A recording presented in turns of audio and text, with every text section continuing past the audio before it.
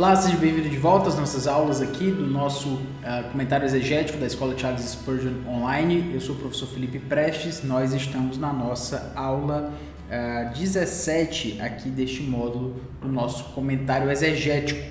E neste ponto aqui eu quero colocar algumas questões relevantes com relação à tradução desse texto aqui, até porque ele vai tratar sobre algumas questões gramaticais que são importantes que a gente mencione antes da gente ir para a análise, né, de comentário do texto e tudo isso, certo?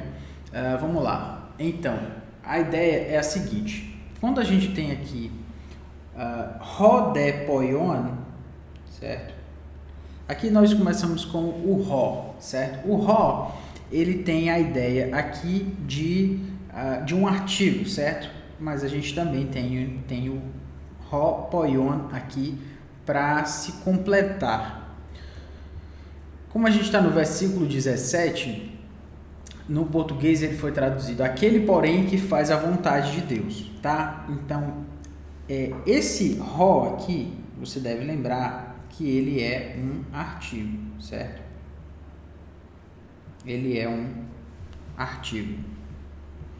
Sendo um artigo, o que a gente tem aí? A gente tem uma forma de apresentação que é justamente o nosso artigo, e aí a gente tem o poion, que é um verbo que ele tem uma característica bem interessante, certo? A característica desse verbo, na verdade, é porque ele é o que a gente chama no grego de particípio, certo? Se você nunca ouviu falar sobre o particípio é uma forma verbal que engloba duas características, certo? Ele tem uma característica, deixa eu colocar aqui, então, o poion, ele é um particípio. Sendo um particípio,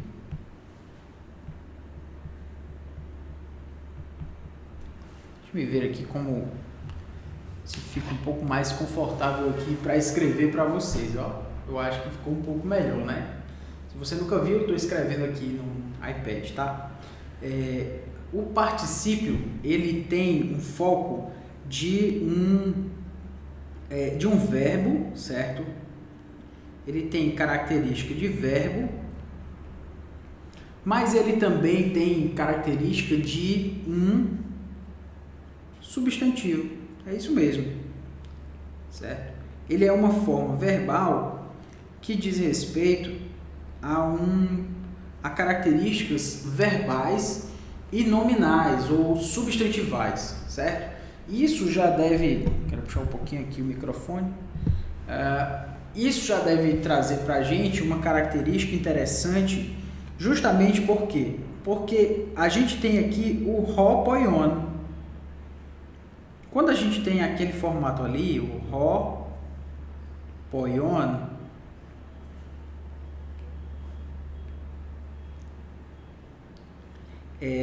essa forma verbal aqui, ela está no nominativo. Professor, mas o nominativo não é uma forma que diz respeito aos substantivos, já que os casos, né, nominativo, genitivo, dativo e acusativo, eles não dizem respeito a formas nominais?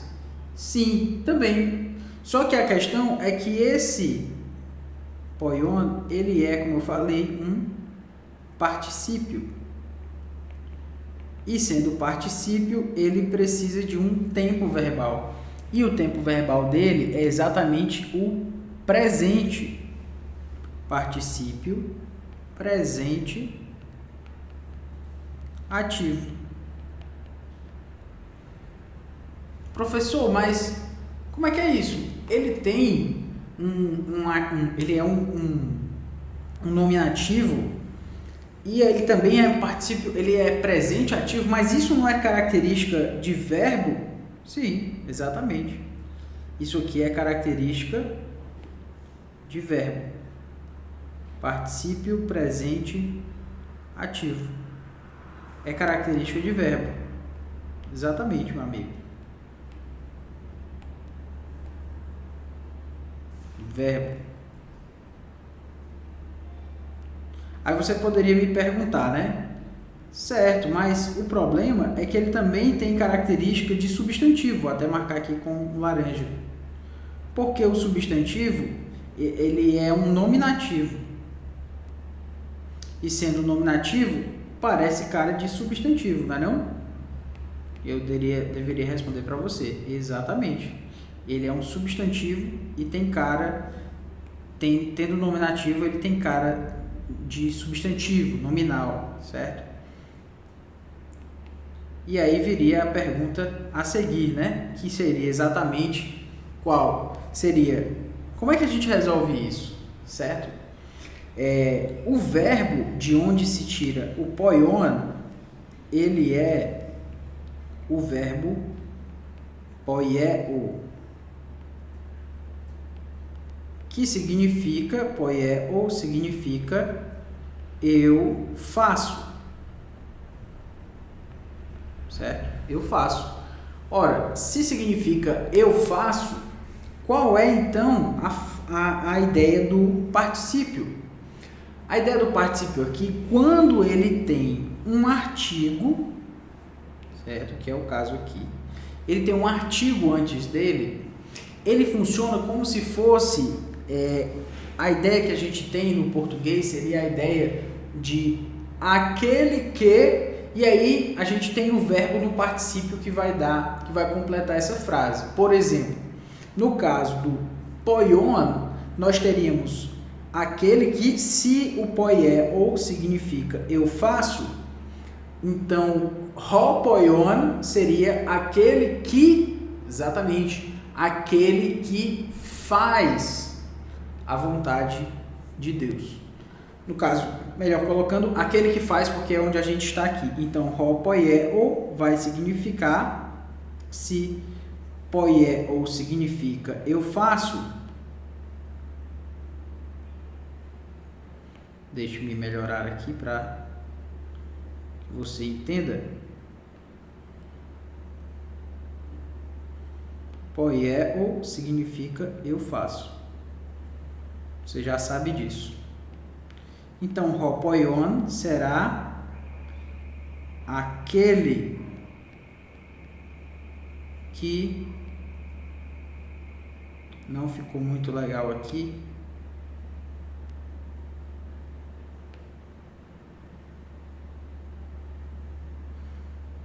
Posso trazer para cá. Aquele que faz.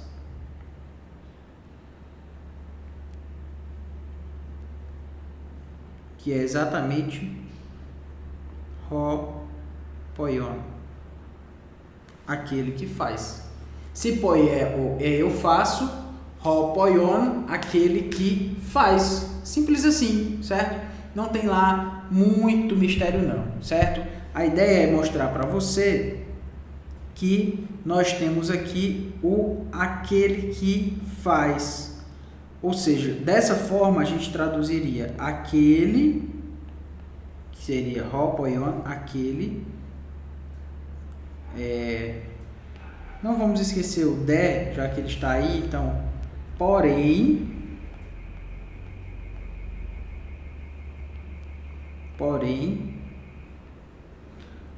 aquele que faz, e aí a gente tem aqui tothelema tutheu. Mas uma outra observação interessante que poderia ser feita é a seguinte: o ho poion está no nominativo, certo? Nominativo a gente já chamou a atenção para isso. Se ele é nominativo, você deve lembrar que a sua forma verbal, ela diz respeito, aliás, a sua forma não o seu caso, ele diz respeito a duas funções principais: sujeito e predicativo do sujeito. Ou seja, é aquele que faz a vontade de Deus. Aquele que faz é o sujeito da ação, certo? Aquele que faz o quê? A vontade de Deus. Sendo assim, aquele que faz essa construção, aquele que faz, no grego, está no nominativo. Por quê? Porque aquele que faz, o grego, é o sujeito. Assim como no português, se a gente juntasse tudo isso. Aquele que faz a vontade de Deus. Aquele que é o que faz a ação de fazer o que? A vontade de Deus. Por essa razão, ele está no nominativo. Ou seja, quando você vir um artigo, certo? Um artigo ligado aqui a um particípio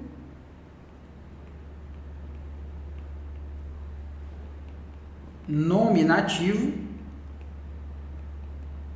então você já vai desconfiar que se trata de aquele que, mais um exemplo de que se usa aquele que, no caso, aquele que faz, certo? Aquele que faz. Muito bem, vamos seguir adiante aqui. Quando a gente tem tothelema tu theu, aquele que faz tothelema tu theu. A palavra, a expressão, né, tothelema tu theu, ela está no acusativo, certo? Ela está no acusativo neutro, certo? Neutro. Thelema está no acusativo neutro. E thelema é vontade. Tá aí uma palavra interessante para nós analisarmos aqui, tá?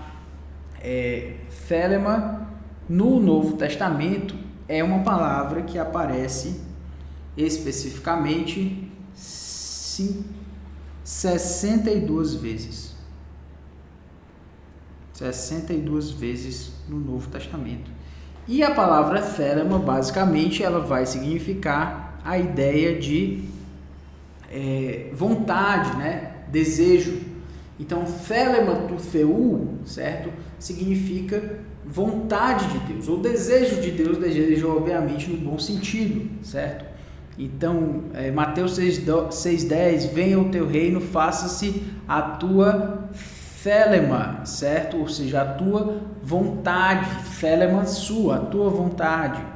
Aquele servo, porém, que conheceu a vontade de seu senhor e não se aprontou, então a gente tem o servo que não conhece thelema, ou seja, a vontade de Deus, do seu senhor.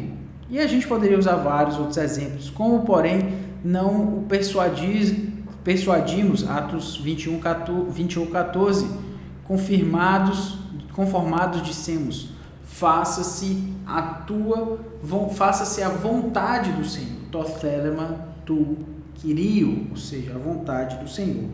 Então, como você percebe, é uma palavra importante de você lembrar, thelema, vontade, certo? E ela significa, então, como já coloquei, né? Vontade. Mas é bom colocar também, não custa nada, né? Que a palavra thelema, eu vou colocar aqui, a palavra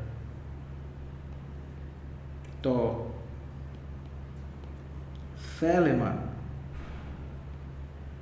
ela está no acusativo, certo? Ela está no acusativo.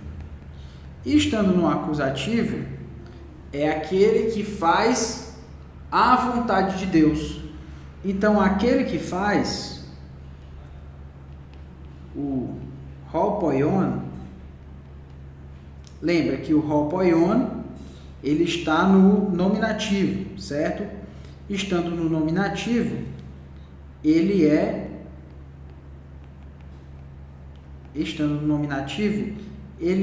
sujeito, que é aquele que faz. Mas a questão é que aquele que faz, quem faz alguma coisa. Quem faz, lembra disso, tá? Bota na tua cabeça aí. Quem faz, faz alguma coisa. Esse alguma coisa, então, é o objeto direto, certo? Quem faz, aquele que faz tothelema, a vontade. Se é a vontade, hopoion tothelema.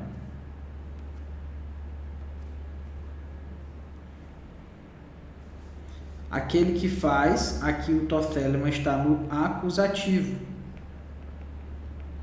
E a minha questão seria, o que ele faz?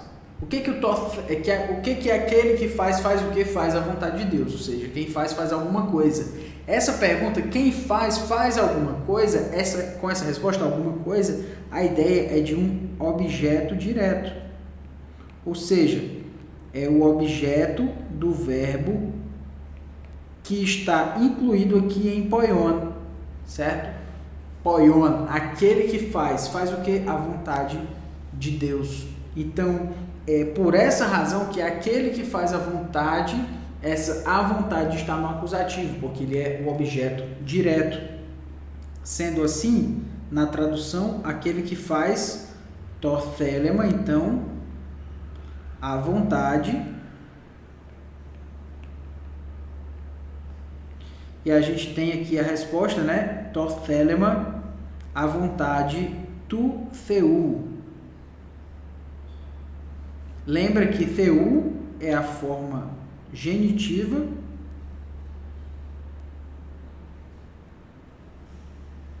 Deixa eu me apagar aqui.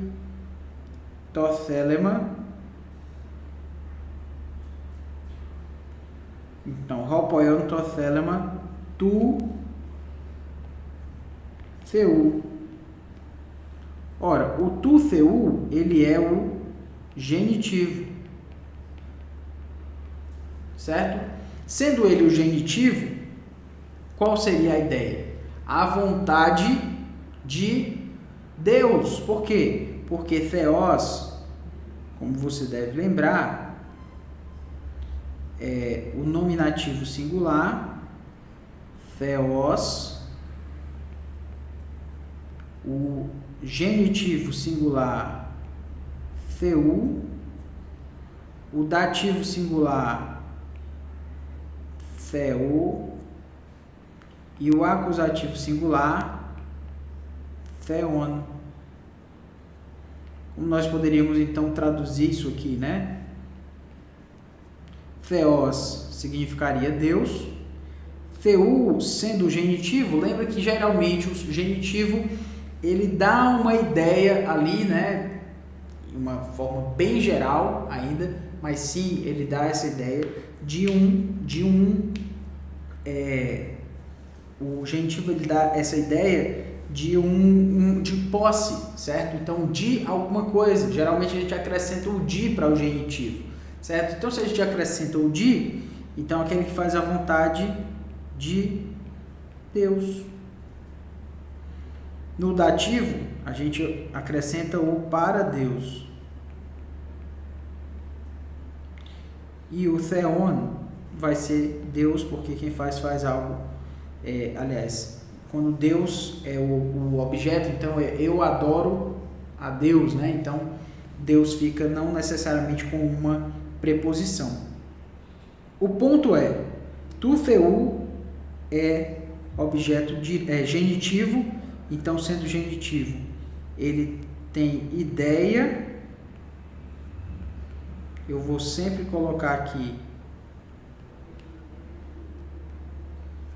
esse sinal que é aproximadamente. Então, a ideia é aproximadamente de posse, que é para ninguém dizer para mim depois que a ideia de posse ela está sempre relacionada ao genitivo. Não está sempre, tá? Ela está em uma boa parte das vezes.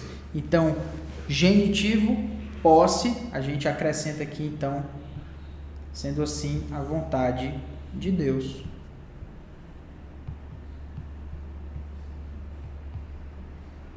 A vontade de Deus. Aquele que faz a vontade de Deus. Sendo assim, a gente conclui dessa forma. Porém, aquele que faz, torthelema, a vontade, tu theu, a vontade de Deus. A vontade de Deus. E aí a gente tem aqui o verbo menei, certo? Menei. O verbo menei, ele é o verbo para a ideia do eu permaneço, certo? O verbo menei, ele vem do verbo meno. E o verbo meno, ele significa eu permaneço. Então, menei significa ele permanece, certo? Já que o verbo menei, ele é um verbo também para se memorizar, já que ele aparece 118 vezes no Novo Testamento, certo? Então, é um verbo importante de você memorizar. Eu permaneço. Tu permaneces, ele permanece. Menei é ele permanece. Quem? Aquele que faz a vontade de Deus, certo? Lembrando aqui a forma verbal, meno, isso aqui é primeira pessoa do singular, certo?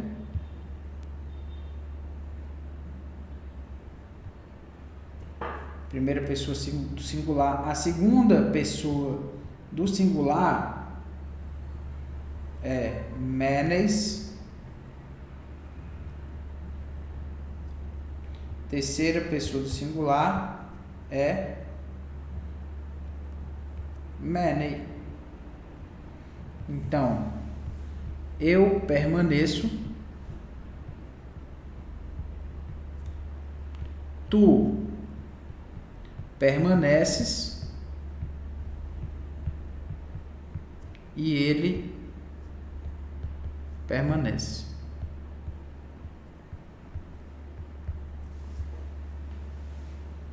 Primeira pessoa do plural, menomen.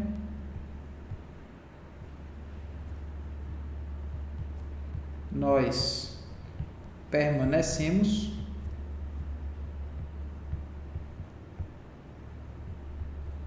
Vou melhorar isso aqui.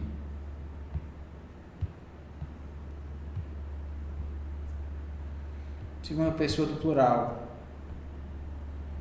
menete. Vós permaneceis.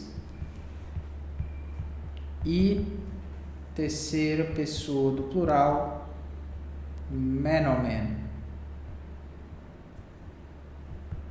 Nós permanecemos. Aliás, eles permanecem, desculpe.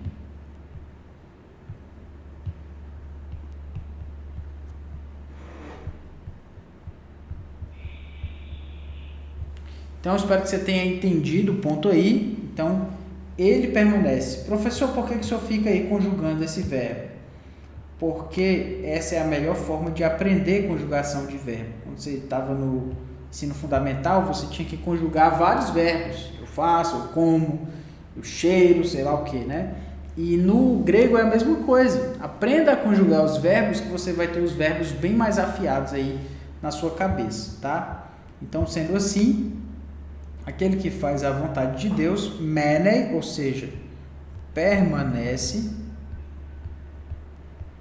E a expressão aí é eiston aiona. Eiston aiona é para, certo? Eis é para dentro de. Literalmente é essa a ideia. Eis é para dentro de. Então, aquele que faz a vontade de Deus permanece, e eu vou traduzir aqui literalmente,